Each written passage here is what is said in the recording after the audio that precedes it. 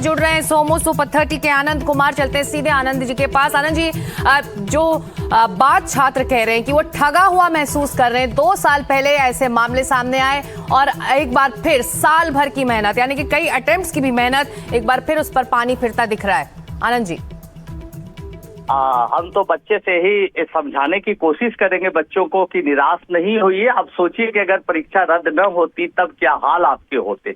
इसलिए ऐसी कठिन परिस्थिति में धैर्य बनाए रखिए और सोचिए कि न्याय मिला, बदमाश पकड़े गए हैं और फिर से मोमेंटम बनाने की कोशिश करिए और इस परीक्षा में जो कमियां रह गई थी, जो खामियां रह गई थी, उसको ठीक करने की अगले परीक्षा में कोशिश करिए। जी आनंद जी, एनटीए पर अब सवाल उठ रहा है, नेशनल टेस्टिंग एजेंसी पर सवाल उठ रहा है एक बार फिर, जैसा कि 2024 में भी ये पूरा विवाद गहराया था। नेशनल टेस्टिंग एजेंसी को लेकर, उसके कामकाज के तरीकों को लेकर सवाल उठते रहे हैं। सवाल तो उठने चाहिए भी, लेकिन हम तो देख पा रहे हैं कि इस बार तुरंत कार्रवाई हुई है, त्वरित कार्रवाई हुई है, लोग पकड़े भी गए हैं, सीबीआई जांच करने जा रही है जैसी खबरें आ रही है, तो ये अच्छा है। और इस बार जांच सख्त से सख्त सजा देने के लिए होनी चाहिए, अपराधियों को जल्दी बेल न मिले, इसकी तैयारी होनी चाहिए ताकि आने वाले भविष्य में किसी को इतनी ताकत न हो कि ये दुस्साहस कर पाए। दूसरी बात, जो अभी चल रहा है ये घटनाओं के पीछे जैसे कि खबरें देखने को मिल रही हैं, कोचिंग माफियाओं का हाथ है, तो उन पर तो लगाम लगाना बहुत जरूरी है। हर बार ऐसी घटनाएं घटती है, लोग सरकार कानून बनाती है, लेकिन उस पर उसका अमल कितना हो पाता है, कुछ दिन बाद फिर ढीली पड़ जाती है सरकार। तो सरकार से निवेदन है कि जो कोचिंग का कानून है उसको सख्त किया जाए ताकि ऐसी घटनाओं को अंजाम देने से लोग डरे। कोचिंग माफियाओं का जिक्र आपने किया, किसका संरक्षण उन्हें मिलता है कि वो इस बेधड़ल्ले से इसको एक बड़ा कारोबार बनाए हुए हैं और अब ये नौबत आ रही है बच्चों के लिए?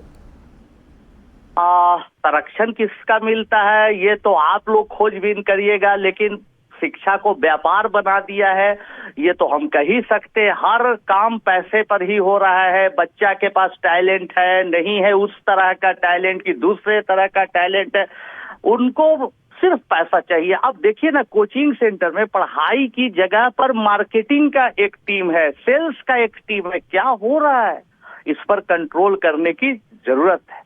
जी, एनटीए पर हम कुछ देर पहले चर्चा कर रहे थे। ये बताइए, 1 कंट्री 1 एग्जामिनेशन की बात हो रही है। ऐसे में अगर अपने काम करने के तरीकों को एनटीए, नेशनल टेस्टिंग एजेंसी, दुरुस्त नहीं करेगी तो 1 कंट्री 1 एग्जामिनेशन का जो पूरा मकसद है वो कहीं ना कहीं सफल नहीं हो पाएगा। आनंद जी, नहीं, हमारा विश्वास है सरकार पर, जरूर इस पर सख्त कार्रवाई होगी और अगले बार से ऐसी खबर ना आए। हम लोगों को पॉजिटिव रहना चाहिए। हम तो एक शिक्षक के नाते बच्चों को बोलना चाहते हैं, उनके माता पिता को बोलना चाहते हैं कि निराश न हो, हताश न हो, मेहनत करते रहिए, सब अच्छा होगा।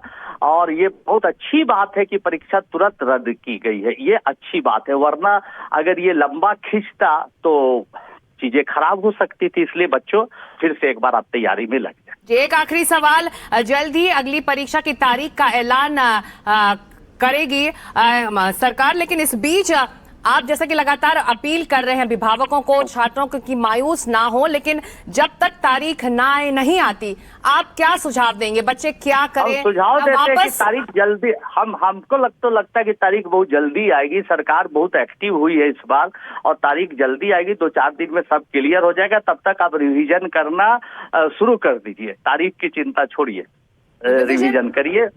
बिल्कुल, रिवीजन करना शुरू करिए। बहुत शुक्रिया एनडीटीवी इंडिया से बात करने के लिए आनंद कुमार जी। हम बात कर रहे थे सुपर 30 के आनंद कुमार को, जिन्होंने कहा कि शिकायतकर्ता जो टीचर हैं अब वो हमारे साथ हैं। चलते सीधे उनके पास। सर, ये बताइए कि जो बड़ी बात है, जांच हो रही है, सीबीआई के पास ये पूरा मामला है, लेकिन आखिर गड़बड़ी की शुरुआत कैसे हुई? तमाम आरोप लग रहे हैं कोचिंग सेंटर्स का को किसका संरक्षण है, ये तमाम ये सवाल हैं। केशव अग्रवाल जी।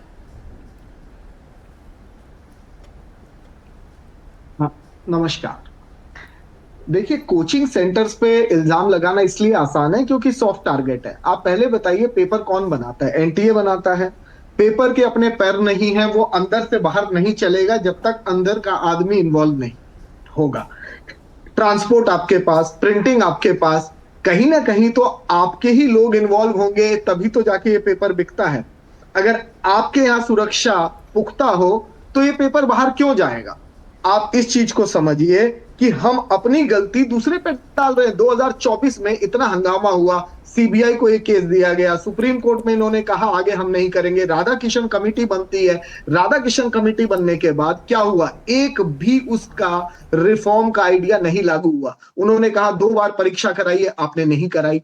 आप अपने में ही कहते रहे, उस दिन स्ट्रांग रूम से लाइव दिखाते रहे, सब ठीक है, काम तो उसके पहले ही हो गया।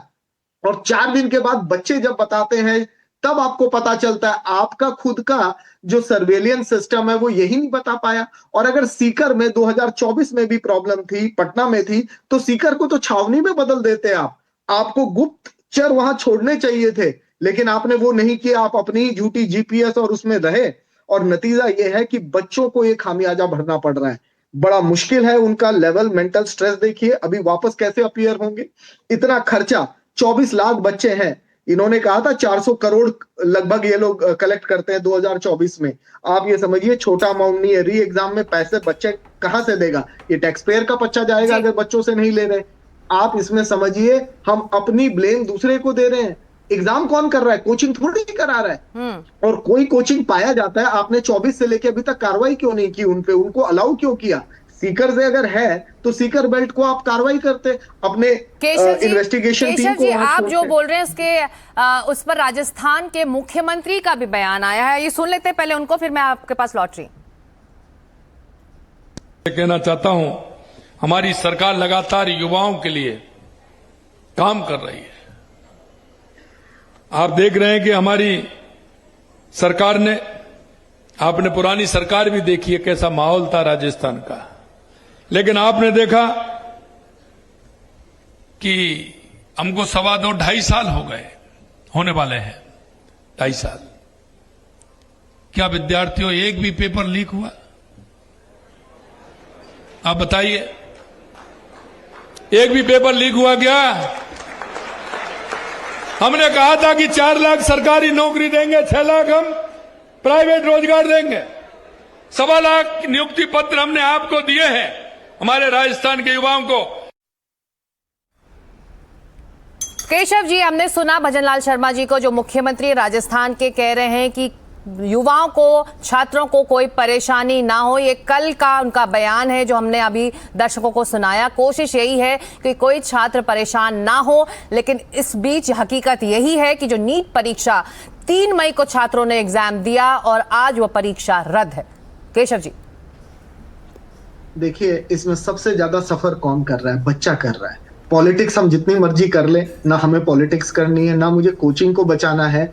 जो भी अपराधी है उसको दंड मिले। 2 साल से क्योंकि ये दंड नहीं मिला, उन अपराधियों को तरीके पते चल गए कि इस सिस्टम से हम कैसे खेलें, और वो इसी का फायदा उठा रहे हैं। अगर 2024 में ही आपने कड़ी कार्रवाई, हम इसके प्रति गंभीर हैं कि जो सीकर में घटना हुई है, और अब सीबीआई जो भी कोई होगा उसको कानूनी दंड दिलाएगी।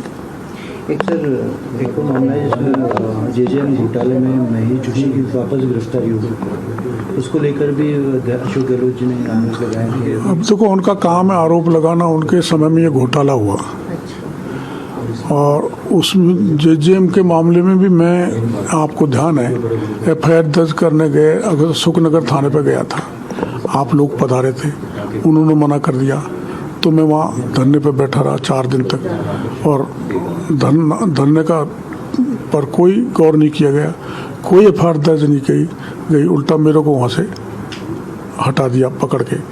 तो वो तो स्पष्ट है। मैंने तो कार्रवाई की बात कर रहे हैं किरोड़ी लाल मीणा हैं, कृषि मंत्री हैं राजस्थान के। इस बीच प्रतिक्रियाएं लगातार देश भर से आ रही हैं। छात्रों के भविष्य का सवाल है। 3 मई को दी गई नीट परीक्षा रद्द कर दी गई है। सीबीआई जांच के आदेश केंद्र सरकार ने दिए हैं। इस बीच लगातार हम प्रतिक्रियाओं पर नजर डाल रहे हैं, किस तरह से मायूस है छात्र और उनके अभिभावक। चलते हैं हमारे सहयोगी मुकेश के पास। सीबीआई जांच के आदेश की बात हो रही है, इस वक्त प्राथमिकता सीबीआई की क्या है मुकेश, क्योंकि 2 साल पहले भी इस तरह के मामले आए थे?